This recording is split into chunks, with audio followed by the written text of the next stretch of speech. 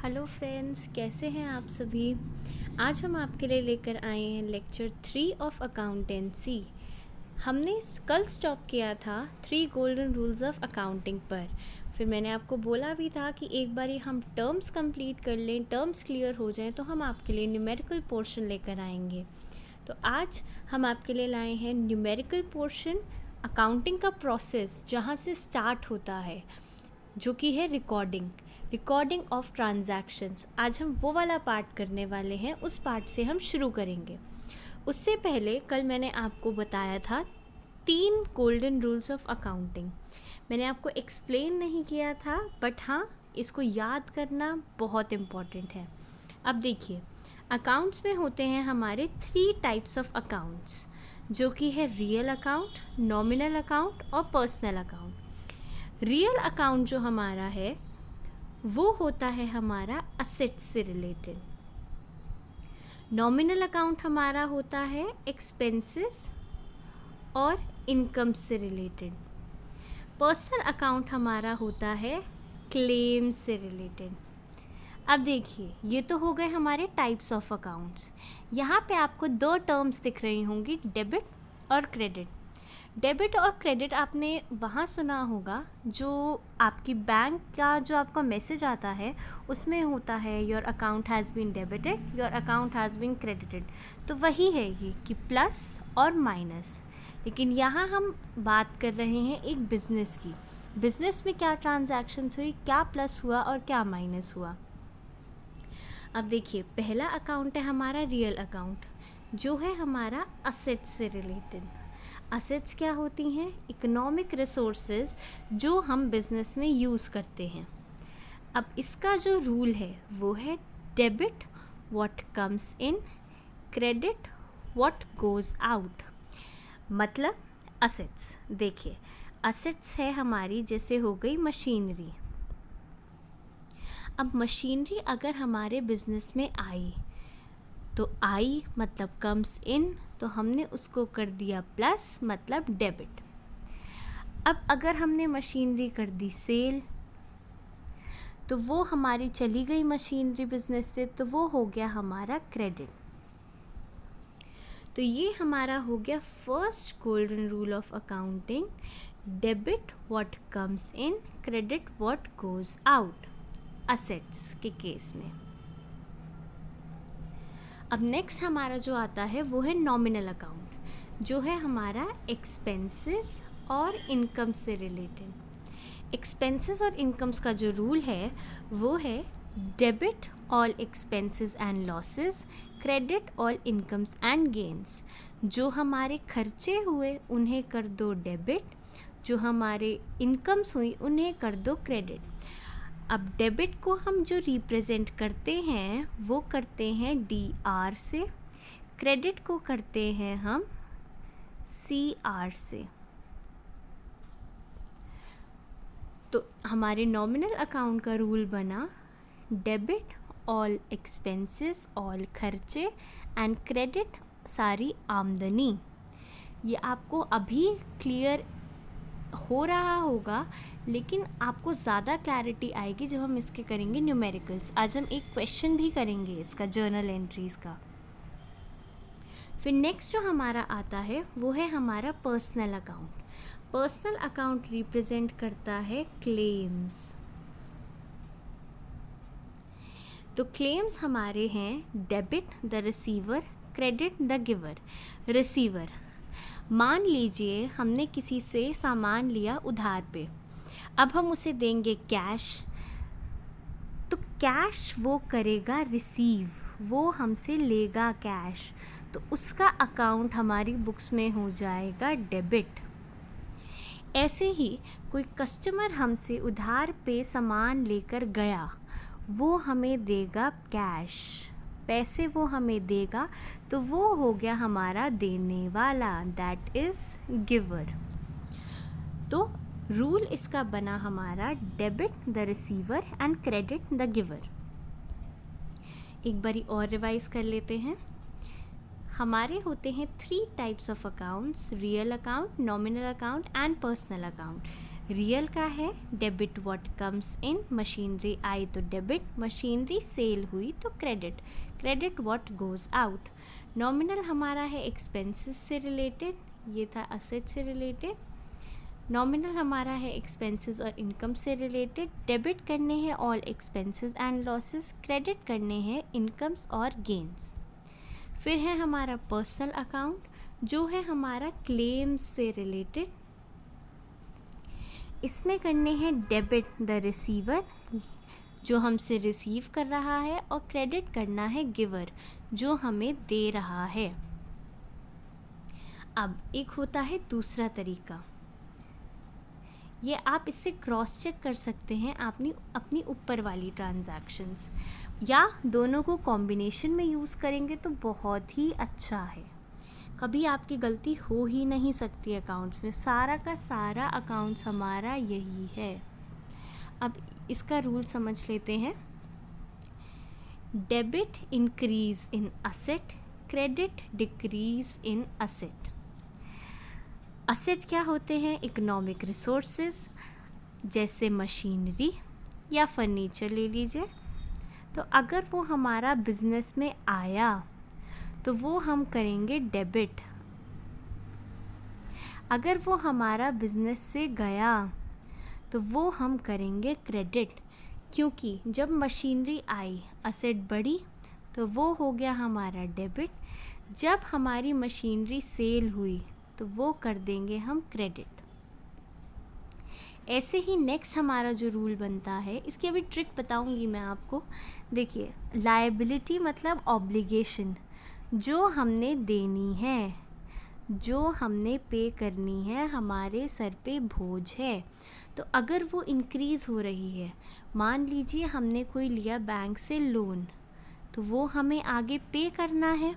तो पे जब करना है तो मतलब हमने जो लोन लिया तो वो हमारी लायबिलिटी इंक्रीज़ हुई, तो वो हो जाएगा क्रेडिट। अब हमने अगर वो लोन वापस कर दिया तो हमारी लायबिलिटी हो गई डिक्रीज़, जो हो गया हमारा डेबिट। अब यहाँ पे एक ट्रिक सीखते हैं। देखिए, LIC लायबिलिटी इंक्रीज़ तो कर देते हैं क्रेडिट। AD और BC आपने सुना होगा हिस्ट्री में, तो असेट अगर इंक्रीज़ हो रहा है तो कर देते हैं डेबिट। तो लायबिलिटी इंक्रीज़ तो क्रेडिट, मतलब लायबिलिटी डिक्रीज़ तो डेबिट। असेट इंक्रीज़ तो डेबिट, असेट डिक्रीज़ तो क्रेडिट। ये हो गया हमारे रूल्स। अब देखिए, रिवाइज करते हैं इसको। 3 तरह के accounts, real, nominal, personal. Real related to assets, nominal related to expenses or incomes, personal related to claims. Real, debit what comes in, credit what goes out. Nominal, debit all expenses and losses, credit all incomes and gains. Personal account, debit the receiver and credit the giver. अब next जो हमने पढ़ा वो पढ़ा हमने ADLIC। Increase in liabilities is to be credited and increase in assets is to be debited. ठीक है friends, अब चलिए, अब चलते हैं हम जर्नल एंट्रीज़ पे। जर्नल एंट्रीज से पहले, जर्नल क्या है? जर्नल एक फॉरेन वर्ड है जिसका मतलब होता है डेली रिकॉर्ड्स।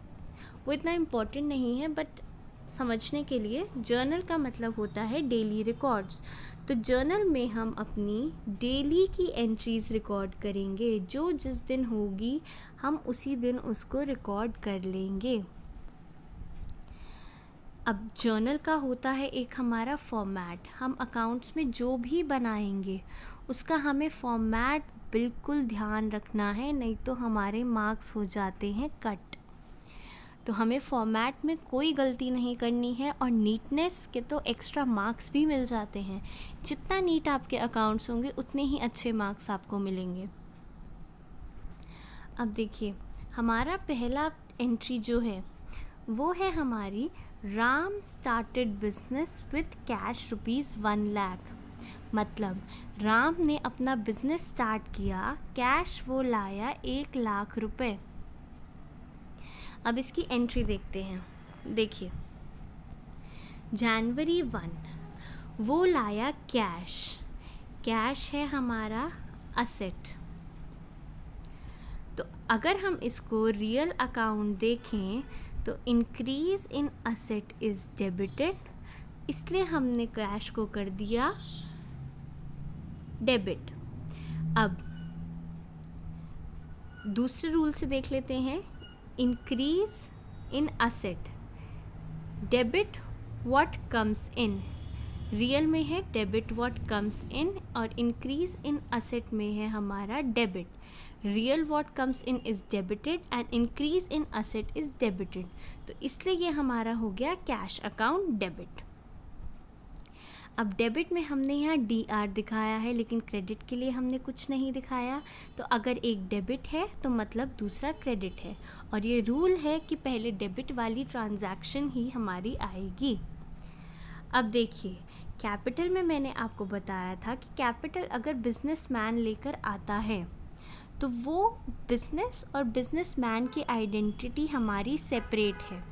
तो इसीलिए बिजनेस की लायबिलिटी बिजनेस ओनर के लिए बन जाती है कि उसे उसका कैपिटल लौटाना है। इसलिए बिजनेस के हिसाब से ये हमारा बना increase in liability is to be credited. ये तो हो गई हमारी एंट्री। अब थोड़ा सा फॉर्मेट मैं आपको बता देती हूँ कैसे करना है। देखिए, पहले आती है डेट, फिर आते हैं पर्टिकुलर्स। जो हमने मेन एंट्री डिस्कस करी वो आता है पर्टिकुलर्स में। फिर आता है लेजर फोलियो। लेजर फोलियो अगर आपको याद हो, हमने प्रोसेस ऑफ अकाउंटिंग में किया था क्लासिफाइंग ऑफ ट्रांजैक्शन। क्लासिफाई हम करते हैं लेजर में। उस लेजर में हमारे होते हैं नंबर्स। तो उन नंबर्स को हमारे जर्नल से रिलेट करने के लिए हम लेजर फोलियो वाले कॉलम में डालते हैं लेजर का नंबर। ये इतना इम्पॉर्टेंट नहीं है, बट आपको चीज़ें और ज़्यादा अच्छे से समझ में आए इसलिए बता रही हूँ कि लेजर फोलियो हमारा होता है नंबर। फिर कॉलम होता है हमारा डेबिट अमाउंट और क्रेडिट अमाउंट, और यहाँ ऊपर हमारा आता है फर्म का नाम। जिस फर्म का आप अकाउंट्स बना रहे हैं, सपोज़ ABC लिमिटेड। तो ये हो गया हमारा जर्नल। पहली एंट्री हमने अभी डिस्कस करी, cash account debit to capital account, increase in asset is debited and increase in liability is credited. ठीक है फ्रेंड्स। फिर अमाउंट था हमारा 1,00,000, और ये 1,00,000 हमने यहाँ लिख दिया। अब यहाँ आती है हमारी नरेशन। नरेशन क्या होती है? नरेशन वो होती है जो एक ट्रांजैक्शन को डिफ़ाइन करती है कि अगर आगे हम कभी ट्रांजैक्शन देखना चाहें कि ये हमारी ट्रांजैक्शन हुई क्यों थी, हमने इसमें क्या किया था, तो वो हमारी होती है नरेशन। वो शुरू होती है हमारी बीइंग या फॉर से। फिर तो आप एज इट इज़ क्वेश्चन की लैंग्वेज ही डाल दीजिए, लेकिन आगे ये वर्ड्स इम्पॉर्टेंट हैं, बीइंग या फॉर। अगर आप नरेशन नहीं लिखेंगे तो आपके मार्क्स कट हो सकते हैं, लेकिन अगर आप नरेशन कुछ भी, मतलब अगर आप क्वेश्चन की भी एज इट इज़ लाइन लिख देंगे तो भी काम चलेगा, लेकिन वो आपको मिस नहीं करनी है। ठीक है फ्रेंड्स। अब देख लेते हैं सेकेंड एंट्री। सेकेंड एंट्री है हमारी जनवरी 2, परचेज फर्नीचर ₹10,000। देखिए, जनवरी 2 यहाँ हमने डाली डेट। फर्नीचर, फर्नीचर से आपको क्या समझ आता है? फर्नीचर है हमारी बिजनेस के लिए असेट। असेट हुई हमारी इंक्रीज, क्योंकि फर्नीचर बिजनेस में आया, तो असेट हुई हमारी इंक्रीज, तो उसको हमने कर दिया डेबिट। ठीक है। अब वही हमारी दूसरी असेट है कैश, लेकिन आप अगर फर्नीचर लाए तो आपने उसे कैश दिया होगा, तो हमारी यहाँ असेट हुई डिक्रीज। वो हो जाएगा credit. Increase in asset debit AD, और अगर डिक्रीज है तो हो जाएगी क्रेडिट। अब दूसरे रूल से देख लेते हैं कि अगर हमारा असेट्स का है तो वो बनता है हमारा रियल अकाउंट। रियल अकाउंट में है debit what comes in, credit what goes out. तो यहाँ पे फर्नीचर हमारे बिजनेस में आया तो ये हो गया हमारा इन, कैश हमारे बिजनेस से गया तो ये हो गया आउट। तो debit what comes in, credit what goes out. Furniture आया, कैश गया। फिर यहाँ आ गया amount which is 10,000 and 10,000। Then narration being furniture purchased, furniture हम खरीद रहे हैं। अब नेक्स्ट देख लेते हैं। जनवरी 3 की हमारी एंट्री है परचेज मशीनरी ₹25,000। अब यहाँ पे हमारी जो एंट्री बनी जनवरी 3 परचेज मशीनरी, मशीनरी हमारे बिजनेस के लिए फिर से एक असेट है। तो मशीनरी हमारी बिजनेस में आई तो इंक्रीज हुई असेट हमारी, तो वो हो गया डेबिट। अब दूसरा हमारा ये है कि मशीनरी अगर आई तो हमने कैश दिया होगा तब हम मशीनरी लाए होंगे, तो कैश भी हमारा असेट है लेकिन कैश हमारा हो रहा है डिक्रीज, तो decrease in asset is to be credited. तो मशीनरी हो गया डेबिट, कैश हो गया क्रेडिट। अब दूसरे रूल से असेट्स के केस में यूज़ होता है रियल अकाउंट, तो debit what comes in and credit what goes out। Machinery आई तो उसको हमने किया डेबिट, कैश गया उसको हमने किया क्रेडिट, what goes out। तो being मशीनरी परचेज्ड फॉर ₹25,000, ये लिखना मत भूलिएगा, ये फॉर्मेट का ही पार्ट है। ठीक है फ्रेंड्स, चलिए नेक्स्ट एंट्री देख लेते हैं। नेक्स्ट है हमारी जनवरी 4, पेड रेंट ₹2,000। अब रेंट से आपको समझ में आ रहा होगा कि रेंट हमारा है खर्चा, खर्चा मतलब एक्सपेंस। तो जनवरी 4 रेंट अकाउंट डेबिट, खर्चा है तो हमने दिया क्या होगा कैश, तो टू कैश अकाउंट। अब इसका लॉजिक समझिए। हमने पढ़ा था कि नॉमिनल अकाउंट डील करता है हमारा एक्सपेंसेस से। यहाँ अब हम कॉम्बिनेशन लगाएंगे। देखिए, नॉमिनल अकाउंट हमारा डील करता है एक्सपेंसेस और इनकम से। एक्सपेंस करना है डेबिट मतलब खर्चा, रेंट है हमारा खर्चा तो उसको हमने कर दिया डेबिट। ठीक है, फिर आता है हमारा कैश, कैश है हमारा असेट। असेट अगर इंक्रीज हो तो करो डेबिट, डिक्रीज हो तो करो क्रेडिट। बिजनेस से कैश गया मतलब असेट कम हुआ तो उसको हमने कर दिया क्रेडिट। ऐसे ही अब दूसरा रूल, कैश के केस में हम लगाएंगे रियल अकाउंट क्योंकि वो डील करता है असेट से। तो रियल अकाउंट में था क्रेडिट व्हाट गोज आउट, बाहर क्या गया हमारा बिजनेस से गया कैश, तो इसलिए हमने उसको कर दिया क्रेडिट विथ ₹2,000। फिर हमने लिख दी narration which is being rent paid, rent हमने पे किया तो उसको हमने मेंशन कर दिया बीइंग रेंट पेड। अब नेक्स्ट एंट्री अगर हम देखें यहीं पे तो समझ आ रहा होगा कि हम सैलरी दे रहे हैं। जैसे हमने ऊपर दिया था रेंट, ऐसे ही हम नीचे दे रहे हैं सैलरी। चलिए क्वेश्चन देखते हैं। January 5 paid salaries to the manager Shrikant ₹4,000। देखिए जनवरी 5 यहाँ पे लगा हमारा सैलरीज क्या है खर्चा, तो ये हो गया हमारा nominal account. All expenses are to be debited, तो ये हो गया हमारा सैलरीज अकाउंट डेबिट।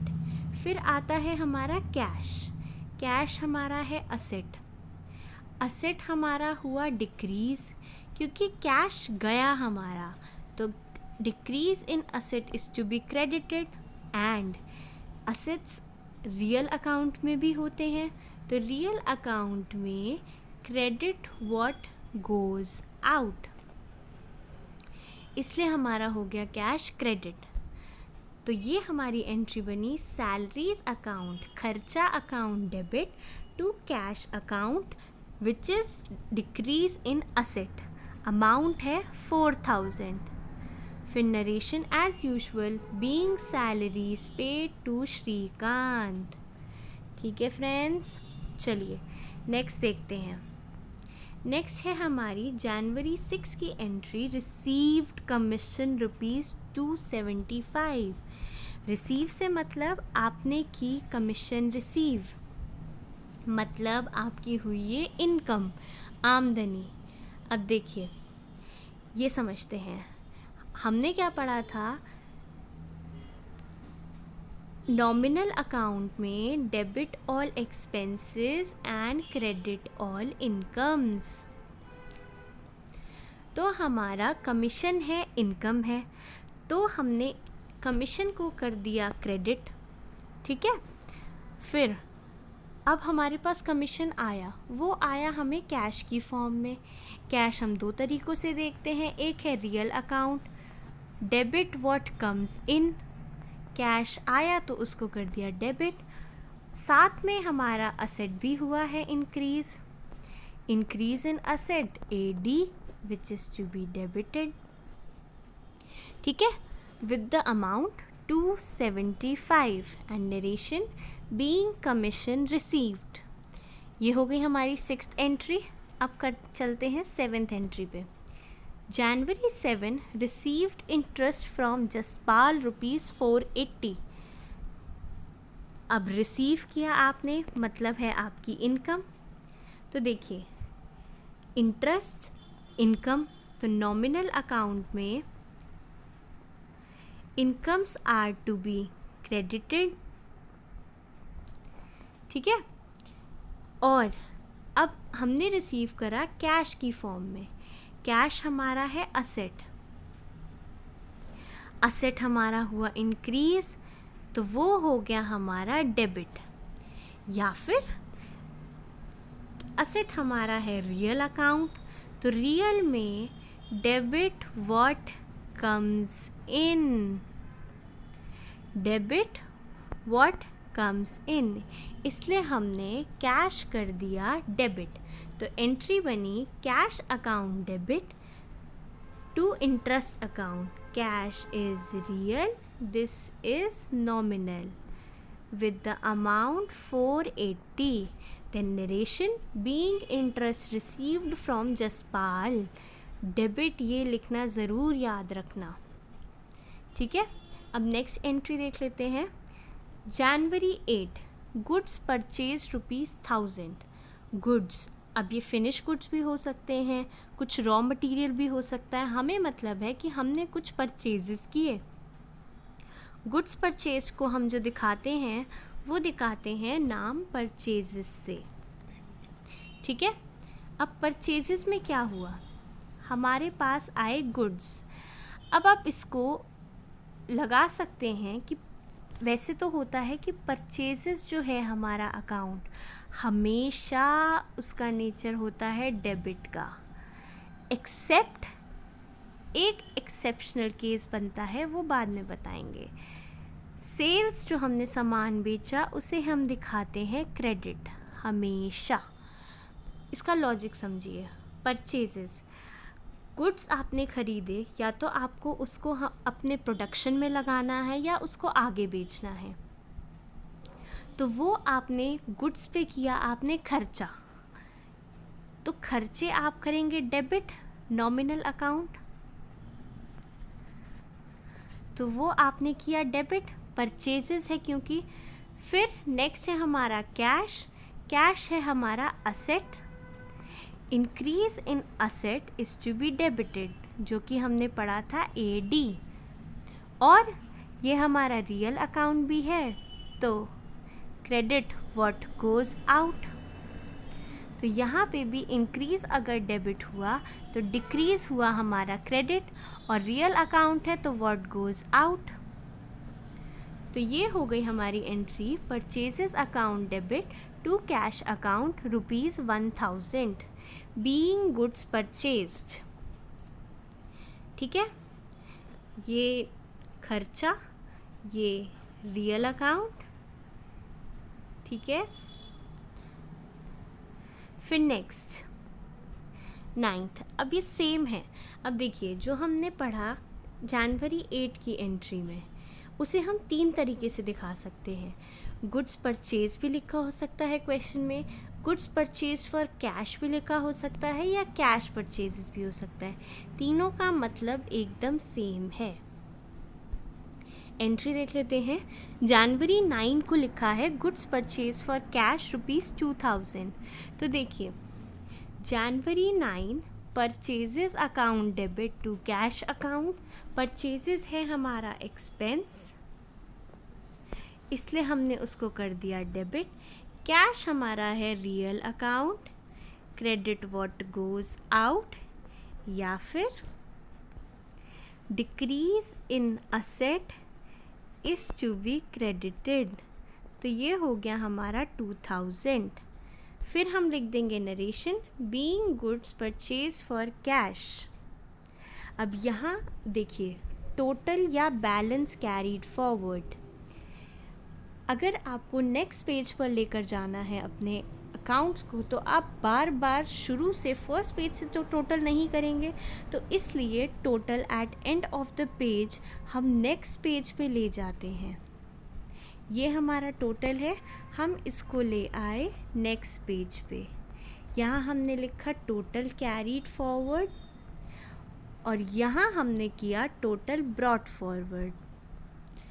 तो हमारा CF है कैरीड फॉरवर्ड।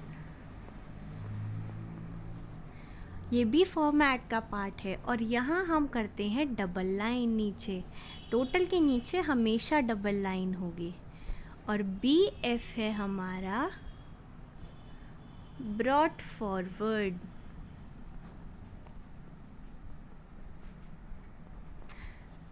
ठीक है, तो अब हम टोटल अपना ले आए नेक्स्ट पेज पे, total brought forward with this amount.